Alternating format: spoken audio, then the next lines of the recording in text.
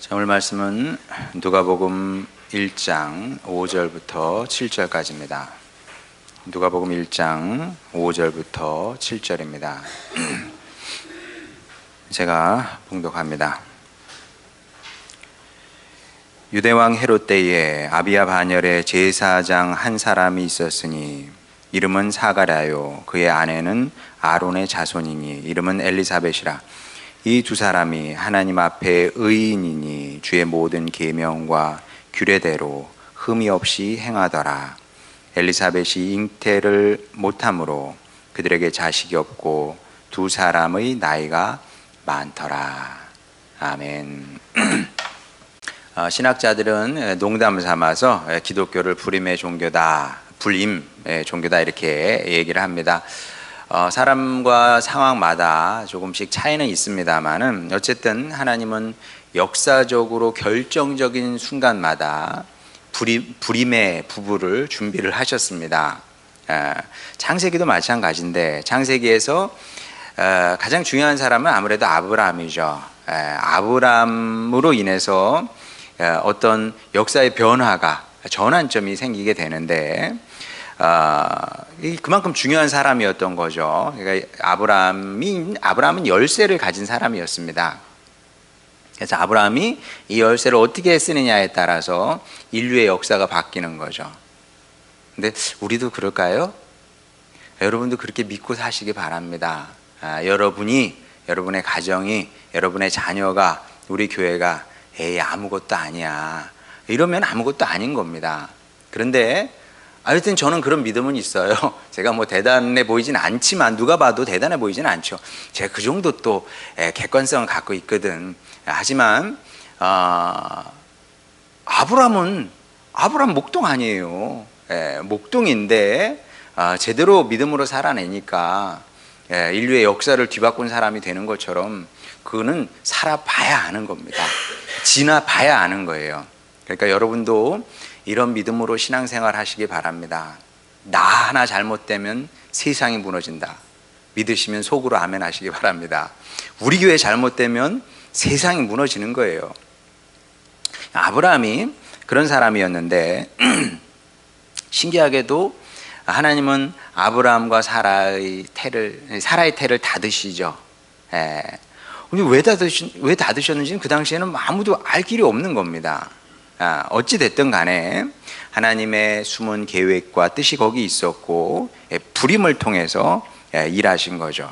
그리고 시대가 지나서 이스라엘 백성들의 신앙이 점점 하향 곡선을 타기 시작을 합니다. 그래서 급기야 사사기 시대에 이르러서는 이제 완전히 바닥을 치게 되죠. 이게 하나님의 백성인 건지 이방 사람인 건지 뭐 구분이 안 될 만큼 영적으로 심각하게 타락하게 됩니다.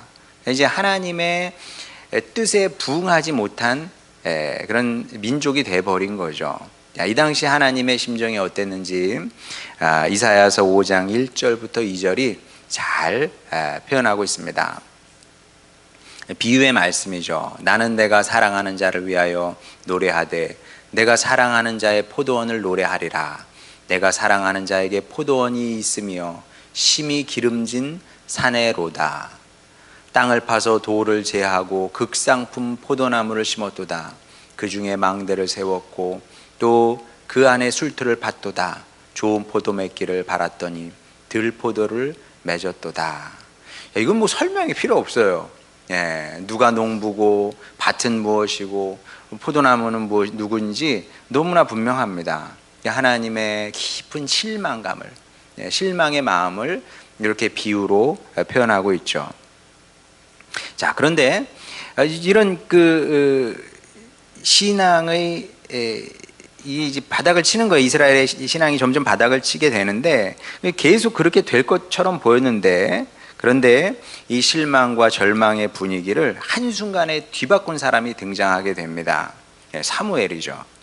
이제 계속 하향 곡선을 탔어요. 사실 그 이스라엘 백성들이 가나안 땅에 들어간 다음에 계속 하향 곡선을 탔는데 계속 그렇게 될 것처럼 보였는데 한 사람이 등장해서 분위기를 바꿔놓게 됩니다.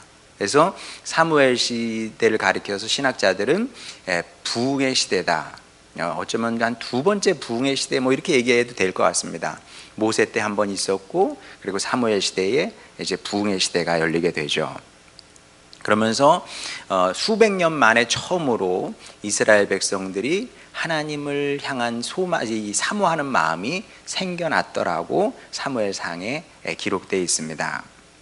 자, 그런데 사무엘의 어머니 역시 사무엘의 어머니 한나잖아요. 한나 역시 불임으로 고통을 당하게 됩니다. 너무나 그게 고통스러워서 하나님께 부르짖었고 이것이 사무엘이라는 위대한 영적인 지도자가 역사를 바꾼 영적인 지도자가 탄생하는 계기가 됩니다. 자, 그런데 본문 이야기도 이와 비슷한 겁니다. 자, 역사의 역사가 이제 바뀌는 그런 중요한 시점이잖아요. 이제 예수님의 탄생을 앞두고 있는 아주 중요한 역사적인 상황이었는데 놀랍게도 다시 한번 불임 부부가 본문에 등장합니다. 그리고 신기하게도 이들 역시 아브람과 이제 한나처럼 신실한 사람이었던 것을 볼 수 있습니다. 6절 한번 보겠습니다. 이 두 사람이 사가랴와 엘리사벳이죠. 하나님 앞에 의인이니 주의 모든 계명과 규례대로 흠이 없이 행하더라. 의인이었다 이렇게 말씀을 하고 있습니다. 자, 근데 이제 요건 좀 이따 얘기하도록 하고 제가 이제 누차 설교 시간을 통해서 말씀을 드렸던 것처럼 고대의 불임이라는 것은 그냥 불행과 저주 자체였다 이렇게 보면 되는 겁니다. 그러니까 현대인은 상상을 할 수가 없어요. 불임이라는 고통이 어떤 건지 우리는 이해를 못합니다. 지금 어차피 애를 안 낳는 시대니까 어차피 안 낳는 시대이고 또 뭐 그래 낳고는 싶은데 못 낳는 사람도 꽤 된다 그래요. 뭐 그렇다고 해서 내 인생이 저주받았다고 생각하지는 않아요. 그렇죠? 근데 이 당시에는 단순히 아기를 못 낳는다 이런 의미가 아니었습니다. 자, 한번 보도록 하겠습니다. 창세기 1장 28절. 하나님이 아담과 하와에게 복을 주시며, 여기서 중요한 건 복이에요. 복을 주신 거예요. 하나님이 그들에게 이르시되 생육하고 번성하여 땅에 충만하라. 자, 이게 아담과 하와에게 준 첫 번째 복입니다. 결혼한 부부는 일단 아기를 낳아야 되는 겁니다. 이게 가장 중요한 복이니까. 그 다음에 시편 127편 3절 보겠습니다. 보라, 자식들은 여호와의 기업 유산이요 태의 열매는 그의 상급이라. 자, 이 말씀을 달리 풀어서 설명하면 자식이 없다는 것은 하나님으로부터 받을 유산이 없는 거예요. 유산을 받아야 되잖아요. 유산이 없고 상급도 없는 겁니다. 그러면 유산도 없고 상급도 없어. 그럼 뭐예요? 저주받은 인생이라는 겁니다, 이게. 자, 그러니까 쉽게 말하면 자식을 낳지 못한다는 것은 축복의 하나님으로부터 단절된 상태다. 이렇게 생각을 하면 돼요. 그게 끊긴 겁니다. 하나님으로부터 끊겨버린 거예요. 나무에 우리가 붙어 있어야 되는데 단절된 거예요. 그럼 살 수가 있습니까? 자, 그리고 이 상태를 시편 기자는 매우 극적으로 이제 그리고 있습니다. 이런 모습을 굉장히 극적으로 표현하고 있어요. 시편 69편 17절 보겠습니다. 자, 시편에 보면 이런 표현들이 굉장히 많이 나옵니다. 한두 개가 아니에요. 뭐 수십 군데 이런 이와 비슷한 표현이 나오는데 그 중에 하나만 제가 뽑아본 겁니다. 읽어보겠습니다. 주의 얼굴을 주의 종에게서 숨기지 마옵소서. 내가 환난 중에 있사오니 속히 내게 응답하소서. 자, 이게 뭘 얘기하는 거냐면 이 상태를 가리켜서 우리는 외면이다 이렇게 얘기를 합니다. 외면. 그리고 외면이라는 것은 사람이 경험할 수 있는 가장 큰 불행이고 그리고 당혹스러움이기도 한 거예요.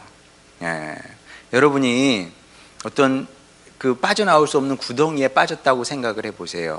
근데 지나가는 사람이 보고 아유 불쌍하네 하고 그냥 가버려요. 얼마나 이게 당황스럽고 이게 절망스럽겠습니까? 네, 그런 거죠. 그리고 이게 가까운 사이에서는 모르는 사람은 그 정도고요. 가까운 사람이 가장 가까운 사람이 나를 외면한다고 생각해 보세요. 그거는 가장 큰 불행의 이유가 되는 겁니다. 예, 그러니까 이제 이혼을 앞둔 부부 생각하면 됩니다. 이혼을 앞둔 부부는 뭐 글쎄 뭐 저희 부부가 그렇게 뭐 이혼을 앞둔 적이 없어서 잘 모르겠습니다만은 드라마를 보게 되면 일단은 눈을 안 마주치잖아요. 눈을 안 마주쳐. 가장 가까이 있는데 서로 눈을 보지 않고요. 항상 뒷모습만 보여줍니다. 한 사람은 거실에 있어요. 한 사람이 방에서 나옵니다.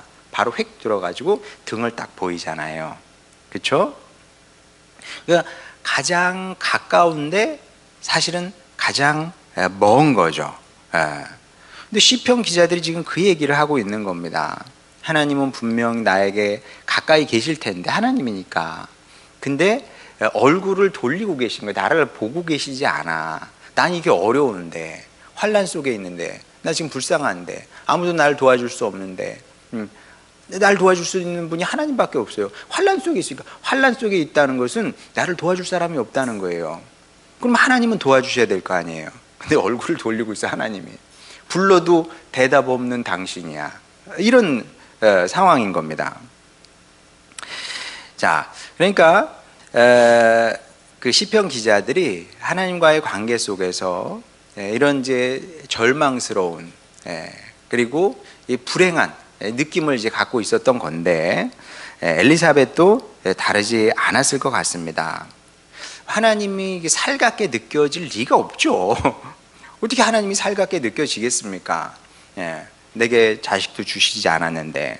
그러니까 뭐 잘은 모르겠지만 엘리사벳의 얼굴에는 늘 이 수심이 그늘이라 그러죠. 그늘이 져 있었을 것 같아요. 수심이 늘 이렇게 가득 차 있는 그런 상태였을 것 같습니다. 웃어도 웃는 게 아닌 거죠. 여러분들 뭔지 알죠? 내가 웃어도 웃는 게 아니야. 여러분도 이제 그런 경우가 많지 않을까 싶은데, 얼마 안 됐어요. 불쌍하거든요. 하나님 보시기에도 불쌍해야 돼, 이거는. 그리고 측은지심이라 그러잖아요. 측은지심이 없으면 사람이 아니래요. 여러분, 측은지심이 없으면 사람이 아니랍니다. 그래서 우리도 나이가 들수록 이렇게 우리 안에서, 그래서 자꾸 이제 뭐 통장에 돈이 쌓이는 것도 뭐 나쁘진 않아요. 그것도 축복이긴 한데, 더 큰 축복은 우리의 마음에 이렇게 측은지심이 동하는 것이 아닐까, 그런 생각을 합니다. 불쌍히 여기는 마음을 아는 것이고, 그런 마음이 우리 안에서 이제 풍성해지는 거죠. 자, 그러면 이게 사람도 그런데 하나님은 뭐 말할 것이 없잖아요. 하나님은 더 그래야 되는 분이에요. 왜? 그분은 사랑이니까. 사랑의 주님이니까. 그러면 이제 엘리사벳이 불쌍하니까 자식을 줘야 된단 말이에요. 그래야 그분이 진짜 긍휼의 하나님이 되는 건데, 오늘 본문에 의하면 하나님께서 엘리사벳을 아주 오랜 시간 불임의 상태로 내버려 두셨다, 이렇게 말씀을 하고 있습니다. 언제까지? 나이가 들어서 소망이 끊길 때까지. 보세요, 본문 말씀 보게 되면 나이가 많더라 그러잖아요. 나이가 많은 게 몇 살인지는 몰라요. 근데 글쎄 뭐 아기를 낳을 수 없을 만큼 나이가 많았으니까 많았다고 했겠죠. 결국 하나님께서 엘리사벳을 끝까지 외면하신 겁니다. 자, 그리고 이쯤 되면 이제 누구나 마음이 상해요. 그렇죠? 마음이 상해. 그리고 여러분이 그게 무슨 얘기인지 알아요. 여러분도 지금까지 살면서 뭐 마음 상한 적이 어디 한두 번이겠습니까? 뭐 다 셀 수 없을 거예요. 그러니까 이제 나이가 들수록 사람이 싫어져. 그렇죠? 만나고 싶지 않아. 특히 뭐 이 계통은 그나마 그래도 또 만나는데, 아이는 시간이 지날수록 사람 정말 싫다, 막 이런 쪽으로 가게 되는 거예요. 왜냐하면 만날수록 내가 받아야 되는, 내 감당해야 되는, 내가 져야 되는 상처가 많기 때문에. 그거 진짜 틀린 얘기가 아니거든요. 친구 관계, 부부 관계, 부모 자식 관계, 뭐 모든 관계는 이게 폭탄이야. 언제 어디서 이 폭탄이 터질지 몰라요. 그러면 이제 마음을 다치는 거죠. 예, 마음이 다칩니다. 예, 내가 마음을 주지 말 것을 뭐 등등 이렇게 되는 거예요. 그러면 이제 섭섭함, 배신감, 분노 뭐 이런 것들이 이제 몰려들게 되는 겁니다. 이게 감당이 안 돼서 막 펑펑 운 적도 여러분 있을 거예요. 예. 뭐 남자들이야 뭐 그냥 하고 이제 넘어가겠지만, 예, 여성들은 진짜 펑펑 울기도 하죠. 너무 이게 감당이 안 되니까. 자, 그러면 결론은 뭐예요? 예, 울고 나면 결론이 뭐예요? 나 이제 그만할래. 이렇게 되는 거예요. 나 이제 그만한다. 내가 이 짓을 왜 계속하냐? 더 이상은 못하겠다. 이렇게 되는 거죠. 왜냐하면 내가 노력해도 당신이 안 알아주는데 뭐 애초에 뭐 알아주는 건 뭐 기대를 하지 않았어. 예, 그렇잖아요. 뭐 알아주기를 뭐 기대하고 뭘 하는 건 아니야. 그렇지만 나는 이렇게 애썼는데 무시를 하거든, 상대편이. 예, 무시를 하고 이용하려고 그래. 여러분 그런 경험 많이 있을 거예요. 많지는 않아도 분명히 있을 겁니다. 그럼 내가 애써 수고하고 노력할 필요가 뭐가 있겠습니까? 그거는 어리석고 바보 같은 짓이죠.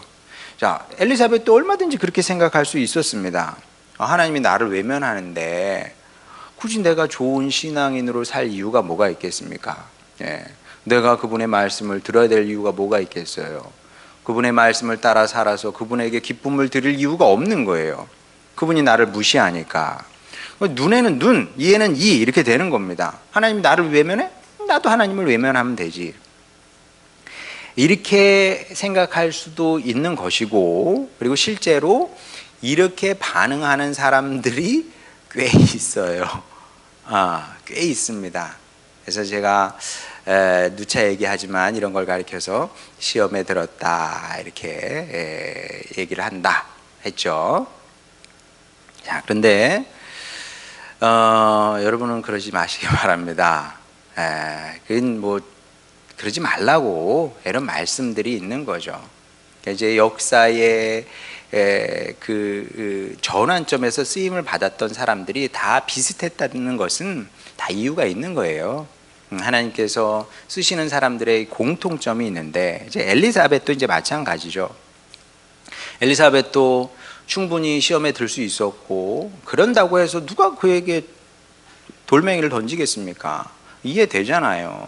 예. 하나님이 해준 게 없는데, 솔직히 얘기하면 하나님께서 엘리사벳에게 준 것은 세게 얘기하면 똥칠한 삶이에요. 진짜로 이게 뭐 지나친 표현이 아닌 겁니다. 현대인은 이해를 못해요. 근데 고대 여인의 입장에서 보면 이건 똥칠한 인생이야. 하나님께서 나에게 주신 게 그거밖에 없는 겁니다. 자, 그런데도 그러니까 이제 사실 엘리사벳은 하나님께 충성을 보일 이유가 없거든요. 이게 상식인데 엘리사벳은 그러지 않았다는 겁니다. 자, 다시 6절 한번 보겠습니다. 이 두 사람이 하나님 앞에 의인이니 주의 모든 계명과 규례대로 흠이 없이 행하더라. 참, 이게 한 문장입니다. 주의 모든 계명과 규례대로 흠이 없이 행하더라. 어떻게 이럴 수가 있었을까? 제가 봐도 대단해요. 제가 봐도 대단합니다. 이럴 수가 없어요. 사실 상식적으로. 아니, 오는 게 있어야 가는 게 있지. 특히 하나님과 사람과의 관계는 더욱 그런 겁니다. 하나님이니까 먼저 우리에게 뭘 주셔야 우리가 그걸 받고, 그거에 맞게 하나님 100 정도 주면 우리는 10 정도로 반응을 하는 겁니다. 원래 그런 거예요. 그렇죠? 하나님께서 100을 줬는데 우리가 하나님께 100을 드린다? 말이 안 돼, 그거는. 하나님과 우리와의 관계라는 건, 관계성이라는 것은 비대칭적인 관계예요. 그리고 사실 모든 관계가 비대칭적이긴 하지. 여러분도 친구라고 해도 여러분보다 어렵게 사는 친구가 있잖아요. 그럼 친구하고 만나면은 그럼 당연히 여러분이 좀 더 뭐 재정이 괜찮으면 여러분이 밥을 사는 게 맞잖아요. 그렇죠? 예. 그 친구하고 야 이번엔 내가 밥을 살 테니까 너는 커피 사고 다음에 만날 때는 네가 밥을 사고 내가 커피 사고 좀 이상하지 않습니까? 예. 사람과의 관계도 그런 거예요. 다 이렇게 좀 이게 균형이 잘 맞지 않아. 하나님과 우리는 더 그런 거거든요.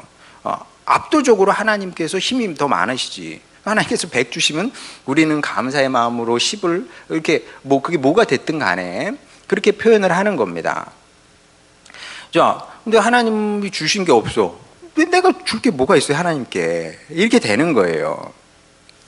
근데 엘리사벳은 정말 계명을 몇 개만 지킨 게 아니고요. 모든 계명, 모든 규례대로 흠이 없이 행했다는 겁니다. 와, 이건 진짜 대단한 겁니다.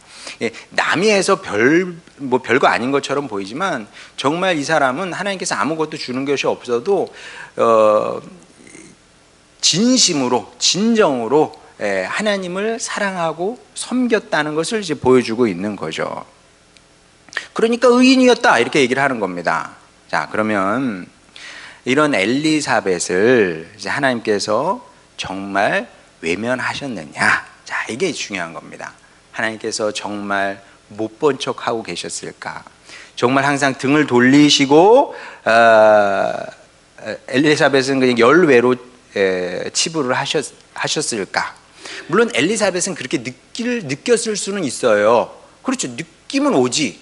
예. 근데 사실은 그렇지 않았다는 겁니다. 그래서 제가 종종 얘기하는 것처럼 느낌과 사실은 다른 경우가 많다. 그래서 의인은 믿음으로 사는 거예요. 느낌으로 사는 게 아니라 느낌에 매이게 되면 아무것도 할 수가 없어요. 느낌이 항상 좋은가?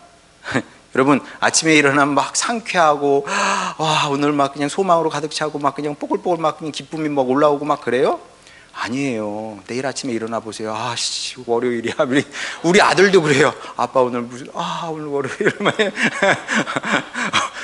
좋지 않아. 느낌은 항상 안 좋아요. 예, 느낌으로 살 게 아니라니까. 믿음으로 살아야 되는 겁니다. 그리고 느낌과 사실은 다른 거예요.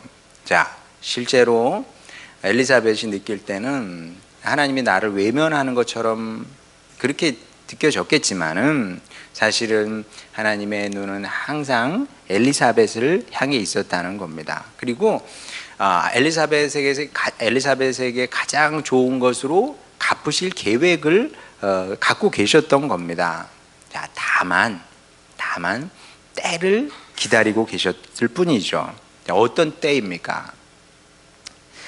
엘리사벳의 태를 통해서 세례 요한이라는 위대한 인물이 태어날 거예요. 자, 그런데 이 아이는 아무 때나 태어나면 안 돼요. 아무 때나 태어나면 안 돼. 왜냐하면 이 아이의 사명은 뭐냐면 예수님의 오심을 예비를 해야 되는 그 사명을 안고 태어나는 아이이기 때문에 그 준비를 가장 잘 할 수 있는 그 시점이 있거든요. 그러니까 그 시간, 그 때가 차기까지 하나님께서 엘리사벳의 태를 막으셨던 거죠. 예, 막으셔서 가장 적절한 시간에, 확실한 시간에 태를 여시사 세례 요한을 태어나게 하시고, 그리고 그가 준비한 길을 통해서 예수님은 이 땅에 이제 오시게 되죠. 자, 이 말씀을 통해서 우리는 무엇을 배워야 하겠습니까?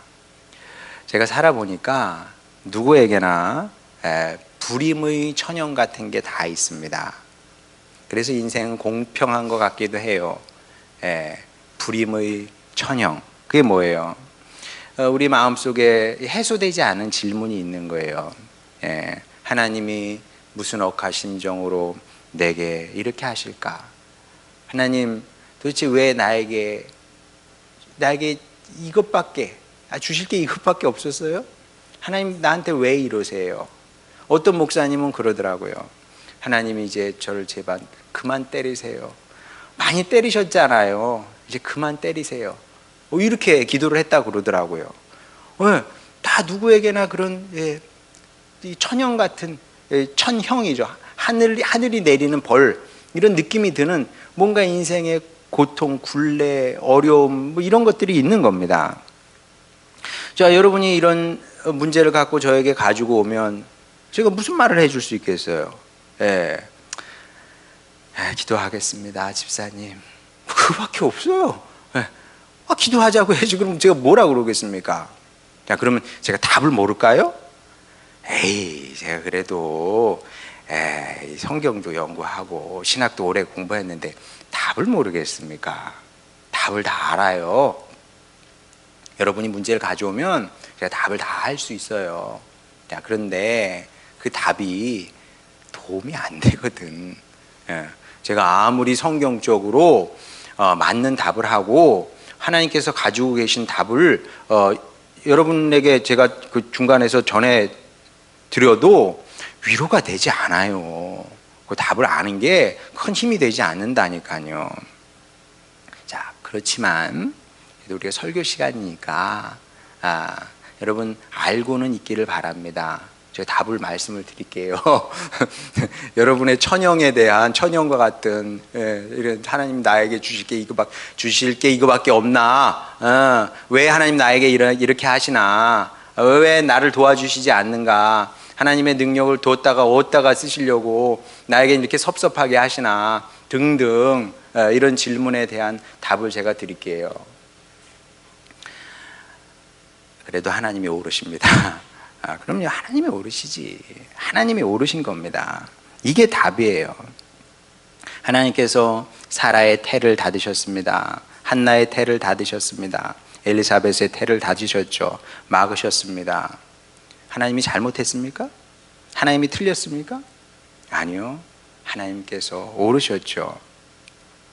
여러분 인생의 천영 같은 불임 같은 천영도 여러분 인생의 천영 그것도 다르지 않다는 겁니다. 거기에는 우리는 헤아릴 수 없어요. 어쩌면 이 땅을 떠날 때까지도 그 의미와 뜻을 다 알지 못할 수도 있습니다만은 거기에도 여러분을 향한 사랑하는 여러분을 향한 하나님께서 여러분을 사랑하시거든. 이 믿음을 저버리면 안 돼요. 세상 어리석은 것이 이 믿음을 버리고 사는 겁니다. 하나님이 나를 안 사랑하나 봐. 딴 사람은 사랑하는데 나는 안 사랑하나 봐.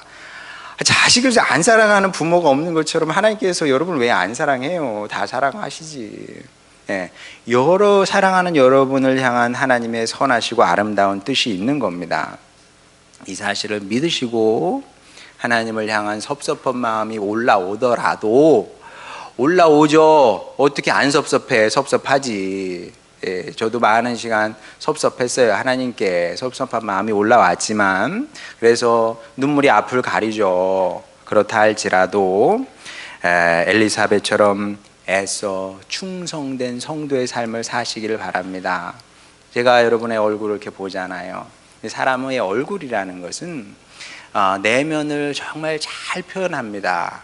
그래서 사람이 이 악에 사로잡히게 되면 얼굴이 무서워요. 다행히 요즘 얼굴이 무서운 식구는 없어. 정말 다행이에요. 이건 약이 없어요. 이건 약이 없습니다. 회개하고 돌이키든지 뭐 방법이 없어요. 다행히 요즘은 무서운 식구는 없어요. 근데 무섭지는 않은데 여러분 얼굴 보면 이제 수심이 있고 그 다음에 좀 우울한 분들도 있고 뭐 근심 걱정 이렇게 있고 뭐 그런 식구들은 있죠. 알지만 제가 어떻게 제가 어떻게 하겠습니까? 엘리사벳이 우울해. 우울해 수심이 가득해. 그런다고 해가지고 제가 능력의 종이었다 칩시다 그 당시에. 그런다고 해서 30대 엘리사벳에게 아기가 생길지어다. 그러면 안 돼요. 하나님의 종은 기도하겠습니다. 주님의 때를 기다립시다. 이래야지. 우울해 보인다 그래가지고 내가 해결해 줄게. 이러면 안 되거든요. 할 수 있는 게 없어요. 근데 여러분, 받아들이기 좀 어려울지 몰라도 하나님이 오르시다는 사실을 믿음으로 또한 받아들이시기 바랍니다. 그리고 우리가 할 수 있는 일을 하는 거예요. 하나님 앞에 진실된 성도로 그렇게 살아내는 거죠. 신앙의 삶을 살아내는 겁니다. 자, 그러면 어떻게 되느냐? 사라도 한나도 엘리사벳도 결국은 그렇게 고백할 수밖에 없었어요. 제가 몰랐는데 하나님이 오르셨습니다. 그리고 성경에 나와 있는 모든 사람들이 다 그렇게 고백을 했던 겁니다. 하나님이 오르셨습니다. 마찬가지로 여러분도 그렇게 신앙의 삶을 한 걸음 한 걸음 살아가다 보면은 어느 순간 동일한 고백을 하게 될 겁니다. 제가 어리석어서 잘 몰랐습니다. 벌레와 같이 어리석어서 제가 하나님의 깊은 뜻을 알지 못했습니다. 그러나 이제 압니다. 하나님께서 오르셨습니다. 그리고 이렇게 고백하는 성도, 그의 삶을 가리켜서 복된 인생이라고 그러고 위로의 인생이라고 그러고 성공적인 인생이다, 이렇게 얘기를 하는 겁니다. 바라기는 이 믿음과 소망으로 성실하게 엘리사벳의 뒤를 따라가시길 바랍니다. 그래서 여러분을 향한 하나님의 선하시고 아름다운 뜻이 있거든요. 우리는 알지 못해. 그러나 제가 주님의 말씀을 대신 전하는 사람이잖아요. 단언할 수 있습니다. 그렇게 여러분이 살아내면 여러분의 상이 사라의 상보다 작지 않을 것이고, 또 한나의 상보다 작지 않을 것이고, 엘리사벳의 상보다 작지 않을 것입니다. 그 놀라운 은혜를 누리는, 그리고 승리의 자리에 서는 여러분 모두가 되시기를 주님의 이름으로 축원합니다. 우리 찬양 부르고 기도하도록 하겠습니다.